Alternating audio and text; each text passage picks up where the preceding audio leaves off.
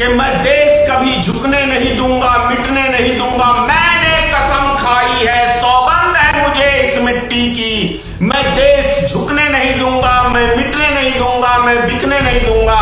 लेकिन मोदी जी, आपने देश की एक एक संपत्ति को बेचने का, गिरवी रखने का काम कर दिया।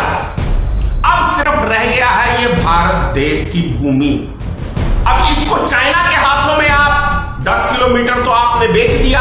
चाइना के हाथों में कितने का सौदा किया? 20 जवान हमारे शहीद कराए। ये सौदेबाजी ही है।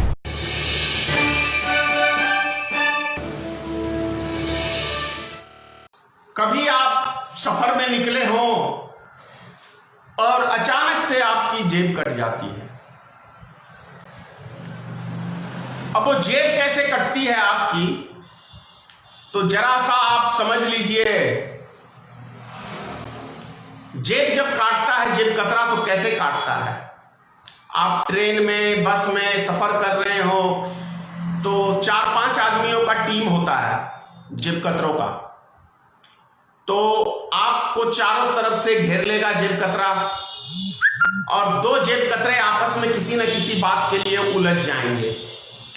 उलझने के बाद आपका ध्यान वो दोनों व्यक्तियों के तरफ झगड़े पे चला जाएगा, और जो 2-3 व्यक्ति आपके इर्द गिर्द हैं वो मौका पाते ही आपकी जेब तुरंत काट लेगा और आपको पता भी नहीं चलेगा।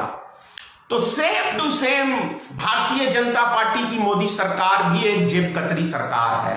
अब वो कैसे जेब कतरी है आप समझ लीजिए।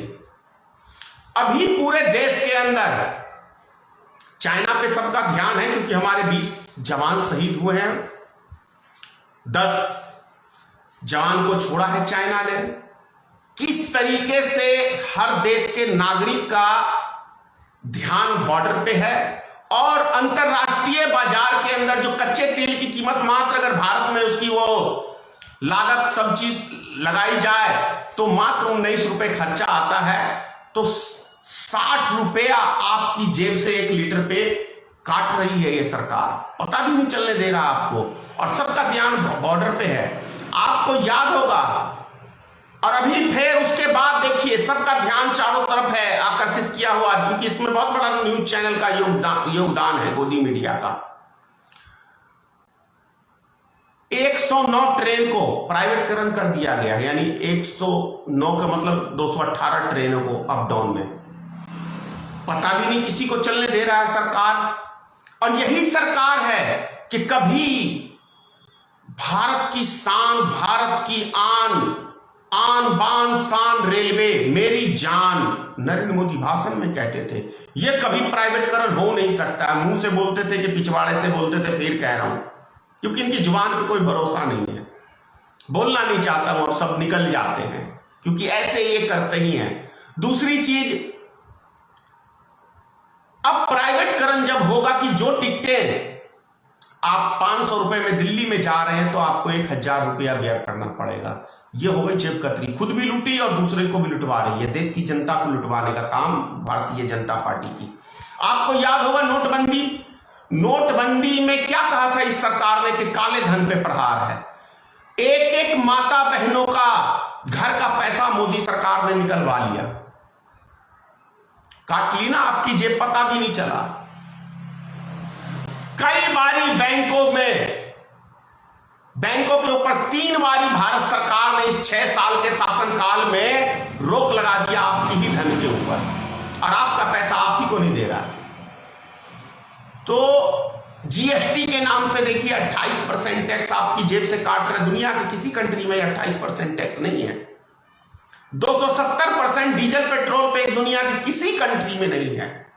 इसीलिए मैंने कहा, अब ये जब बोलते थे कि मैं देश कभी झुकने नहीं दूंगा, मिटने नहीं दूंगा, मैंने कसम खाई है, सौगंध है मुझे इस मिट्टी की। मैं देश झुकने नहीं दूंगा, मैं मिटने नहीं दूंगा, मैं बिकने नहीं दूंगा। लेकिन मोदी जी, आपने देश की एक एक संपत्ति को बेचने का, गिरवी रखने का काम कर दिया। अब सिर्फ रह गया है ये भारत देश की भूमि। अब इसको चाइना के हाथों में आप 10 किलोमीटर तो आपने बेच दिया। चाइना के हाथों में कितने का सौदा किया? 20 जवान हमारे शहीद कराए, ये सौदेबाजी ही है। और अब अमेरिका को तो पता नहीं है ये जेब कतरी सरकार कब आपको गुलाम बना दे विदेशियों के हाथे, इसकी कोई गारंटी नहीं है। बिहार का चुनाव है अक्टूबर के अंदर, नवंबर अक्टूबर में।